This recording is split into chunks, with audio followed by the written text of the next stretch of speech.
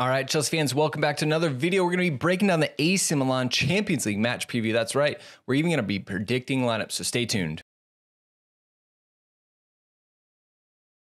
All right, well, kicking it off, look, it is match day again, but you knew that. Every 3 days, Chelsea are playing. Keep the games rolling.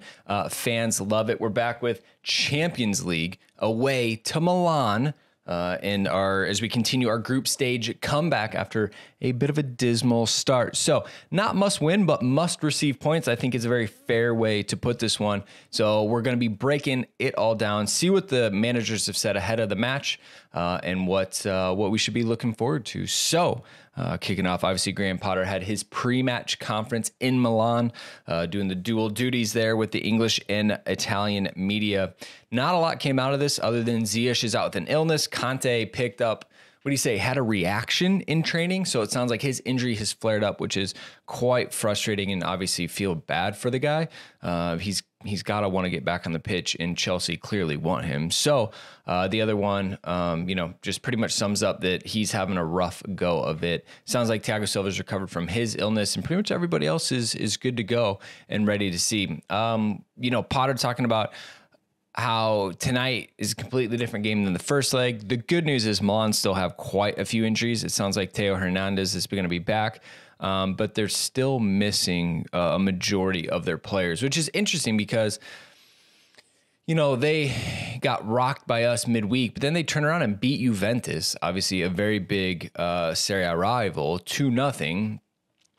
They clearly have fight in them. So we'll have to see what comes. They're definitely going to have confidence. But, what is good to know for Chelsea side is that we've won 3 in a row, right? Beat Palace, beat Milan, beat Wolves. And now we're looking to make it 4 in a row. Regardless, Potter's undefeated since he's arrived at the club. So, again, a point is doable, but 3 points is massive, as we'll take a look at the group here in a second. But again, just to see Potter in the squad, Milan look locked in, ready to go. These talks about how they're doing a lot of things outside of the training pitch to stay engaged and to train the players, which I thought was interesting. He definitely seems like a cutting edge kind of manager, always looking for new ways to work with the players and make sure that they're continuing to learn and educate themselves on what they're looking to do. So again, just more pieces of the Graham Potter puzzle coming into the light, and I think this is a really good one that they're able to work with the players on and off the pitch to get his message through, which is a positive momentum. Good to see. So if we go ahead and take a look at the preview on this one, the form guide, we all know Chelsea have won 3 in a row, which is exactly what we want to see. Milan doing the win-lose. So technically they should lose to us since they won at the weekend if they keep their current form, which you'd like to see. I think that Gazzetto predicting Milan's lineup here, which is good for us to kind of see if they're going to go 4-3-3. How does Potter play into that? Again, Leao, Giroud, Diaz up top. They have goals in them, but the problem for them is what's behind them, right? And making sure that we're able to trap in their midfield and defensive players so that they're not able to find those attackers. Again, I still think they're going to play on the counter, even though they're at home, based on kind of the situation they're in. Obviously, we're playing at the Estadio San Siro, which is very historic, although it needs rebuilding, with our German referee crew, right? So the way we look at it is Milan are looking to continue to build off the momentum that they've had against Juventus. Chelsea are looking to continue the rise under Graham Potter as well. And this will be a really good European away day test for the team. Obviously, there's going to be a lot about Fikayo Tomori and Giroud. Not Tammy, he's over at Roma for this one. So anyways, the other thing I want to just look at again is remind everybody on the standings of the group. Again, like I said, is it must win? No, but it's must not lose. We cannot lose to Milan. That would put them on 7 points and us trailing them and Salzburg. We have to stay within the top 2 places. Salzburg playing Dinamo Zagreb. If they can go ahead and get all points from there, that'll put them on 8. That'll put us on 7, having to play Salzburg and Dinamo left. So the sooner we can start to create separation from the pack, the better. The last thing we want is everyone to draw and we're all within 1 to 2 points of each other. That is worst case scenario for this group. And so we got to make sure that we don't get caught in a trap like that, which I think is pretty important. You got to go get the points. You got to make it happen. And then, just a quick overview on Chelsea. Again, we play Milan next, as you can see here at the top. Then we play Salzburg, and then we play Dinamo Zagreb, right? So these are all coming up. We're playing today on the 11th. In 2 weeks, we play Salzburg, and then a week after that, we play Dinamo Zagreb, and the group stages are over. This is all coming really fast. Chelsea have to make sure we don't slip. Again, really need to push for 3 points, but I think we can settle for 1. So to me, the goal has to be get the front foot, get the first goal, and then let Milan react. We cannot go down first and see how that's going to potentially affect a lot of, what we have to do. If we have to chase it, you're going to get stretched. You're going to potentially make some mistakes. It's just not a situation we want to be in. Oh, all right. So if we just kind of look at the high level stats here of Chelsea in the Champions League, we scored 4 goals, which is 1.34 on average. Obviously, the first 2 games, not great, only scored 1 and 2. Then we grabbed 3 in the second game. So we're trending in the right direction, right? We went from 0, 1 to 3. We should be expecting 4 or 5 this match if all goes well. We have only conceded 2, which is good, right?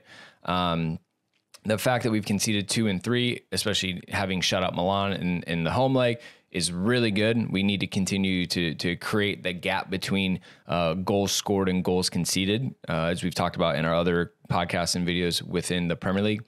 Again, maintaining 59% possession puts us in control. And the fact that we're able to go and get stuck in with all the tackles and balls recovered, that's really what we want to see. No send-offs. I would just like to not jinx us and say we don't need anything moving forward. But, this is a different team as we've seen in the Premier League versus the Champions League. They're different competitions. You have to play them completely different, which makes sense, which is why I want to kind of look at the squad and what we have available in Milan. All right, so if we look ahead to the squad that traveled to Milan, 22 players traveled. Obviously, Ziyech not going because he was sick.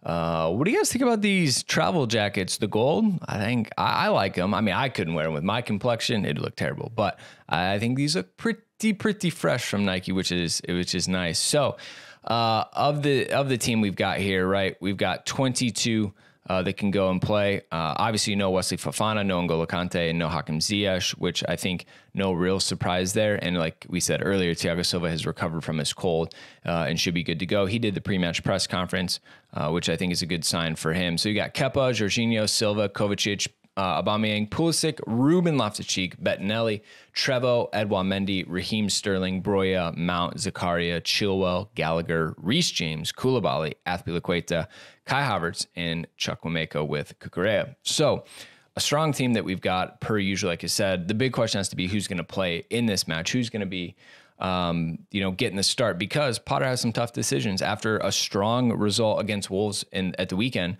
Does he play the players that were rested, or does he play the players that just played and performed well, right? He's got some questions on what do you do with Kai Havertz? Do you start him?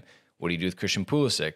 Surely Mount is going to continue to play. Does Cucurella come back in for left back, or does he stay in for left back, or does Chilwell, since he had such a good outing in the first Milan match, go right back in? This is where we're going to start to see some of the man management from Potter. Does he have a Premier League squad and Champions League squad, or does he just play the hot hand? There's just a lot of questions in this team that we have to see how he shakes out. And we're going to find out shortly after this video drops when the lineups get announced later today. But I went ahead and took a stab at it, obviously, right? We've moved. We got some good feedback. We left foot head. We came over to foot bin so I could get the FIFA 23 cards in my squad builder. And I went with a 5-2-2-1, right? Potentially a 3-box 3. As our friend Sam at CFC Central 3 would call it. And this is what I went with a little bit. I didn't want to go and do the subs, but I just stuck to the lineup. And I think that I went back and forth. Like, we played in a back 4 at the weekend, but I think he's going to make so many changes here. Actually, you know what? I just realized I got Cucurella and I definitely had Chilwell. So I guess we should just jump into exactly who we have in this lineup. I've got Kepa. You've got Thiago Silva sweeping, Trevoh Chalobah, and Koulibaly. I think they kind of pick themselves. especially with the Fofana injury. Reece James, first name on the team sheet. I think Chilwell is going to come back in to the team. I think that he has earned it after his AC Milan display, that he should definitely play in this match in the second leg. I've got Kovacic and Loftus-Cheek in the middle again. I think that Kova got subbed off early. Ruben got subbed off as well, I believe, at the weekend. So they just are, pretty much primed and ready to go. And they're both in good form, especially Ruben. Really excited about Matt Law just wrote an article about him, kind of the revitalization of Ruben, which you love. And then I think up top, you continue with the hot hand of Mason. You put Sterling back in, who's been our most attacking player of the season, especially on goals and assists and XG and chances created. And then lastly, you put Aubameyang in. He scored. He's going to do it again. He just needs a couple chances. He's going to get his goal. Why would you not go with them in this situation? So, again, I wavered back and forth a lot of, do you stick with the back four? Do you go with the back three? I think that he rotated so much in that last squad that you've only got a couple players that are going to play from the weekend in this one, that he can go with the formation they played last time out against Milan. The other thing is, I know Potter's much smarter than I am, but you think about it is, does he want to just make it easy on the players? You know how Milan's going to line up. Do we just go and do what we did last time and try to replicate the first leg performance? Or is he going to look to create some different looks for Milan in the sense of, overloading different sides, maybe playing off a little bit? Even though it's the same system, he is so good at it camouflaging the tactics within a formation that I'm sure that it's going to start out this way, but as the game progresses, we're going to see it look differently throughout time. So I don't know, right? You can go back and forth with Potter. I just think that he's going to pretty much put these players back in the position that won them the first leg and let them do it again. So I don't know. Is Kepa starting still a big talking point? I don't know. I mean, I still think Mendy overall is better, but Kepa's played well. Play the hot hand. Let him continue to be a sweeper keeper. Let him continue to be high possession. Because right now, if the defense continues to not allow many shots on target, that takes away a lot of pressure off him. He just has to be there to be a custodian, clean up, play with his feet, maintain possession. So I don't know. A lot of different looks. I mean, you saw it. I had Cucurella to start, and then I was like, no. I need Chilwell. He earned it. He deserves it. Let me know what you think in the comments of your lineup. There's going to be a lot of different variations and changes. I think that you're probably going to see at least 4 subs from Potter, even if we're winning, just to continue to keep players fresh and fit. Because again, we play at the weekend. There's only a few days for these players in between matches. So that's our preview. Hope you enjoyed it. Something a little bit different. I expect Pulisic to come in and score off the bench. You heard it here first, ladies and gentlemen. That's my bold prediction. What's yours? We'll be back with a full match review podcast tomorrow. So if you're looking for that, it'll be out on the podcast apps. Check it out. Anyways, we're done for today. Hope you have a great day.